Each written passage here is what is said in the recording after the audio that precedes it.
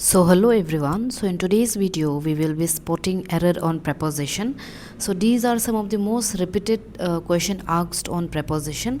So ये जो भी question है इसको sentence का form में आपको इसको solve करना है. For an example, you have to read the sentence and you have to spot the error कि कौन सा place में कौन सा preposition error है, right? So without delaying our time, let's get started. Okay, so the first statement says, she insisted to go alone even though everyone advised her to wait until the weather improved before traveling, right? So यहाँ पे आपको preposition error ढूंढना है, right? So see, whenever we see insist, right? So insist के साथ में आपको preposition लगता है on plus garud, right? So ये क्या हो जाएगा? She insisted on going alone even though everyone advised her to wait until the weather improved before traveling, right? So आपका error कहाँ में होगा? ये आपका error हो जाएगा, ठीक है? So you have to remember insisted का साथ में आपका preposition लगता है on प्लस आपका गरुड ing फॉर्म में हो जाता है, तब आपका वो ग्रामेटिकली preposition context में वो सही हो जाता है. Okay, next question. He is very good in mathematics and often helps his classmates when they struggle with complex calculations during exam, right? So यहाँ पे आपको देखना है कि he is very good, क्या में गुड है? मैथमेटिक्स में, राइट? तो यहाँ पे वो जो है एक पर्टिकुलर सब्जेक्ट का बारे या फिर एक पर्टिकुलर टॉपिक का बारे बात कर रहा है जिसमें it is saying that this person is very good at something, right? So आपका एक पर्टिकुलर या फिर स्पेसिफिक जब सब्जेक्ट का बारे बात करता है तो उसका साथ प्रपोजिशन लगता है eight. Okay, so this would be, he is very good at mathematics and often helps his classmates when they struggle with complex calculations during exam, right? So आपका एरर हो जाएगा ये पोर्शन में. ओके, सो exam में आपको कैसे देगा उन लोग? A, B, C, D, right? So you have to read the sentence and आपको बताना है कि एरर कहाँ पे है. तो ये A हो जाएगा, ये B, C, D, राइट? तो A में आपका एरर हो जाएगा. तो this is just for your practice. So आपको बस यहाँ पे स्पॉट करना है. I haven't added the options. Okay, next. Okay, they congratulated him for his success in securing a government job after several attempts and celebrated together. Okay, so यहाँ पे error क्या है बताना है आपको. आपको कहाँ में एरर दिखाई दे रहा है? Is it A, is it B, is it C, D और ई, राइट? सो आपको देखना है कि C, they congratulated him for his success, right? So congratulated का साथ में ना आपका फोर नहीं लगता है. ओके, वेन एवर आपको congratulated word, congratulations, congratulated words आता है ना, सो उसका साथ प्रपोजिशन लगता है on. Okay, they congratulated him on his success होगा, not for his success. Okay, so आपका सही प्रपोजिशन होगा on. So for that purpose ये आपका गलत हो जाएगा. तो जो गलत है that will be your answer, right? So this is how they are asking the question now it is. So you have to be very careful because ये सब छोटा छोटा चीज़ जो है ना, it is not visible, but when you go for a regular practice then only it is visible and it's easier for you, right? So you have to remember. And then fixed preposition is something which is, I would say, it's very tough to spot, right? So for that reason they give lots and lots of question on preposition. Okay, next. Okay, the teacher was angry on the students because they arrived late to the class without any valid reason. Okay, so यहाँ पे क्या बोल रहा है कि teacher जो किससे गुस्सा था? स्टूडेंट का ऊपर गुस्सा था, right? So student, the teacher was angry on his students नहीं होगा. The teacher was angry with the students. Okay, the teacher was angry with the students, क्योंकि उसका साथ में आपको एंग्री का साथ में आपका रखता है. You have to give the reason, right? So reason देने के लिए आपको एंग्री ऑन का इस्तेमाल नहीं करना है, आपको विद का इस्तेमाल करना है. The teacher was angry with the student. किसका साथ में गुस्सा था? एंग्री विद द स्टूडेंट गुस्सा था. So this will be your answer. Okay, next. Okay, next question says, he prevented me to go outside during the heavy rain as the roads were flooded and unsafe for walking, right? सो यहाँ पे बताने हैं आपको गलती कौन सा है. सो यहाँ पे हो जाएगा, यहाँ पे क्या बोल रहे कि he was prevented, right. Prevented क्या से प्रिवेंट हुआ है, अब बाहर जाने से प्रिवेंटेड है, राइट।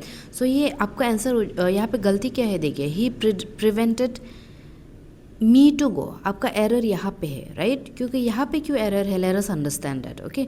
सो प्रिवेंटेड का मतलब होता है कि प्रिवेंट कुछ चीज़ से आपको रोकना, राइट। सो उसके लिए आपका करेक्ट प्रेपोजिशन लगता है, प्रेपोजिशन आपका लगता है from, okay. He prevented from going outside, okay. इसका साथ में भी आपको गरुड़ लग जाएगा, ing gerund, and then outside during the heavy rain as the roads were flooded and unsafe for walking, okay. So you have to remember यहाँ पे he prevented from going outside हो जाएगा, okay. That will be your correct statement, okay. Give me a second, okay. Okay, he is senior than me in our company's marketing department, and he has more experience in handling international clients, right? So यहाँ पे देखिए, she is senior, किससे senior है, इससे senior है, right? कहाँ पे, in the company's marketing department, and has more expertise in handling international clients, right? सो यहाँ पे बोल रहे हैं कि ये जो है इससे बहुत सीनियर है कंपनी मार्केटिंग में। तो आपको जब भी ऐसे कंपेरिजन करना होता है ना, तो अगर यहाँ पे सीनियर है तो यहाँ पे हो जाएगा to, she is senior to me in our company, okay, not then, okay. So ये आपका गलती हो जाएगा, सो यही आपका आंसर हो जाएगा, okay. Next, he was accused with stealing important files from the office cupboard last Friday night when no one was around, right. So यहाँ पे क्या देखना है कि यहाँ पे कौन सा प्रपोजिशन एरर है। ही वॉज, देखिए ही वॉज अक्यूज का साथ में ना आपका प्रपोजिशन लगता है ऑफ, ओके। विथ नहीं होता है, ऑफ एक्यूज का साथ में आपका प्रपोजिशन लगता है which is of, okay. So he was accused of stealing important files हो जाएगा, तो ये गलत है। Next, we discuss about the project proposal in the meeting yesterday to find better solution for reducing the overall expenses, right? So देखिए ऐसा type का जब सेंटेंस आता है ना, we see no error, we can't spot any error.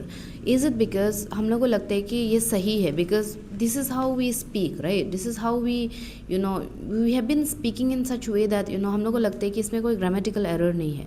तो आपको यहाँ पे देखना है कि see, We discuss about the project proposal in the meeting yesterday, यहाँ तो ठीक लग रहा है सब, प्रॉब्लम आपका यहाँ पे है, ओके, ये लाइन में है। So you have to see, we discussed about the project. See, whenever there is a word discussed, no, आप अगर बोल ही चुका है कि हम लोग डिस्कस कर चुका है तो आपको अबाउट डालने का ज़रूरी नहीं होता है, ये ग्रामेटिकली इनकरेक्ट हो जाता है, okay. So it has to be, we discussed the project proposal in the meeting yesterday to find better solution for reducing the overall expenses. But हम लोग इसको क्यों स्पॉट नहीं कर सकते, बिकॉज हम लोग का एक हैबिचुअल हो जाता है कि you know whenever we say something हम लोग को अबाउट डालने का मतलब एक आदत हो जाता है, right.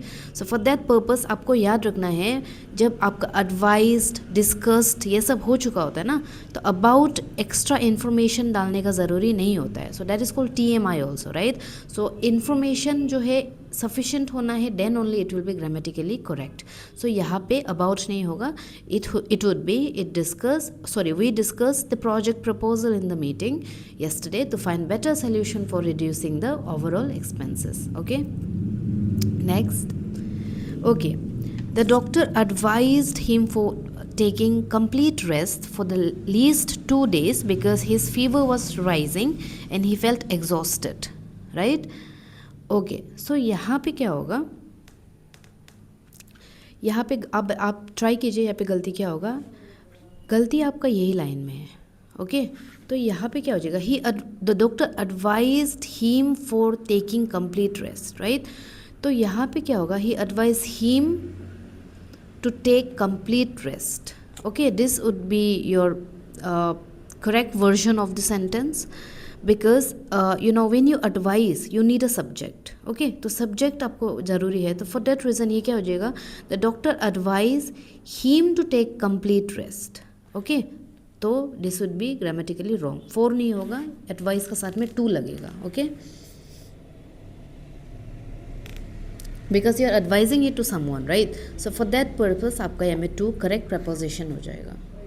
Next, she is married with a renowned architect who has designed several award winning buildings in different cities across the country। तो यहाँ पे तो सीधा दिखाई दे रहा है गलती कहाँ है, विथ नहीं होता है। जब भी आपका मैरिड होता है ना तो वो टू लगता है। ओके, प्रेपोजिशन आपको याद हमेशा रखना है, मैरिड है तो टू होगा, विथ नहीं होता है। She is married to a renowned architect, she is married to a doctor, she is married to a dentist, not with. Okay, so you have to remember that married के साथ में to लगता है। Okay, next, he is incapable to complete the assignment within the given deadline because the workload is high and the topic is complex, right? Okay, so यहाँ पे क्या है देखिए, he is incapable to नहीं होता है। ओके, ये क्या से incapable है, अपना असाइनमेंट को कंप्लीट करने से, तो यहाँ में आपका प्रपोजिशन ऑफ लगेगा। He is incapable of completing the assignment. Okay, he is incapable of completing the assignment within the given deadline because the workload is high and the topic is complex। तो fixed preposition आपको याद रखना है because they ask you lot and lots of question from fixed preposition। Okay, next, he refrained to speak during the discussion as he did not want to create conflict among the team members at such a crucial moment, right? Okay, so यहाँ पे देखिए, he refrained to speak during the classroom. उसको क्या कर रहा है, उसको refrain का मतलब होता है कि रोका जाना। ओके, रोका जाना को हम लोग रिफ्रेंड बोलते हैं, राइट? सो यहाँ का साथ आपका प्रपोजिशन लगता है, he refrained from speaking during the discussion होगा। रिफ्रेंड किया गया है, क्या से, बात करने से, राइट? सो फॉर दैट पर्पस यहाँ पे आपका प्रपोजिशन लगेगा which is from. He refrained from speaking during the discussion as he did not want to create conflict among the team members at such crucial moment। Okay, next, according to me the new policy introduced by the government will benefit small business in the long run, right? Okay, तो यहाँ पे आपको एक blunder होता है हम लोग की तरफ से कि जब भी हम लोग कुछ चीज़ के बारे में बोल रहे हैं तो we always tend to say according to me, right? So according to me वो ग्रामेटिकली गलत होता है। ओके, अकॉर्डिंग टू मी हम लोग तब यूज़ करता है जब when we want to speak about someone's opinion. Okay, तो यहाँ पे तो आपका ओपिनियन का बारे में बात कर रहा है तो अकॉर्डिंग टू मी नहीं होता, in my opinion, in my opinion. Okay, according to me, according to आप तब यूज़ करेगा when you want to speak about someone's opinion. For example, according to Mahatma Gandhi the new education policy, this is just for reference. Okay, don't take it too personally. According आप तब इस्तेमाल करते हैं जब आपको दूसरा का पॉइंट ऑफ व्यू बताना हो, दूसरा का व्यू बताना हो। But when you want to talk about your opinion it has to be in my opinion the new policy introduced by the government will benefit small business in the long term. Okay, okay, last question, oh sorry, second last question.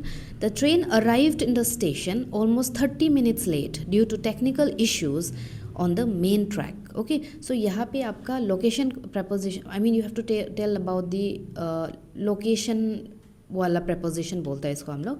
सो देखिए, the train arrived in a station, right? So station is a small place that we assume. Okay, तो जब भी आपका एक specific location का बारे में बात करता है ना, so it has to be at. Okay, the train arrived at the station almost 30 minutes late. Okay, in आप तब इस्तेमाल करेगा जब आप बिगर सेक्शन का बारे में बात करते हैं, जैसे कि दिल्ली, मुंबई, पासीघाट, ईटानगर। सो ये सब क्या है, लार्जर लाइक एरिया होता है, राइट? सो इसमें हम लोग इन का इस्तेमाल करते हैं। एट का इस्तेमाल कब करते हैं, जब हम लोग को स्पेसिफिक लोकेशन में हो, राइट? सो जैसे कि ट्रेन आपका एक स्पेसिफिक लोकेशन है। और ऑन कब हम लोग इस्तेमाल करते हैं, जब हम लोग नेरो लाइक एरिया में हो, जैसे कि when we are on highway, when we are on plane, when we are on bus, तो तब आप ऑन का इस्तेमाल करते हैं, right? Okay, next question. She complained for the loud and continuous noise that had been coming from the construction site since early morning and said it was disturbing her work, right? Okay, तो यहाँ पे होगा, यहाँ पे क्या गलत है आप लोग ट्राई कीजिए। सी, शी कंप्लेंट, किसका बारे कंप्लेन किया है, loud and continuous noise, right? So for नहीं होता है ना, she complained about, okay, she complained about the loud and continuous noise. For के उसके लिए नहीं किया है, उसके लिए किया, I mean see, I am sorry, I am rolling my tongue too fast. यहाँ पे देखिए वो जो है क्या का बारे में कंप्लेन किया है, about loud and continuous noise, right. So for that purpose आपका जब भी कंप्लेंट का बात करता है and then it is also giving you the reason, तो वो आपका अबाउट आपको प्रपोजिशन यूज़ करना पड़ेगा, नॉट फॉर। ओके, सो ये तो सही है, been coming from the construction site since early morning and said it was disturbing her work, right. So this is how you have to spot the error. So yeah, this is it for today's video. Thank you for watching my video till the end. And then mind you me, these are all very important section, especially when it comes to preposition. So आपको इसको practice करना है so that it will help you, during your exam. So thank you for watching my video till the end.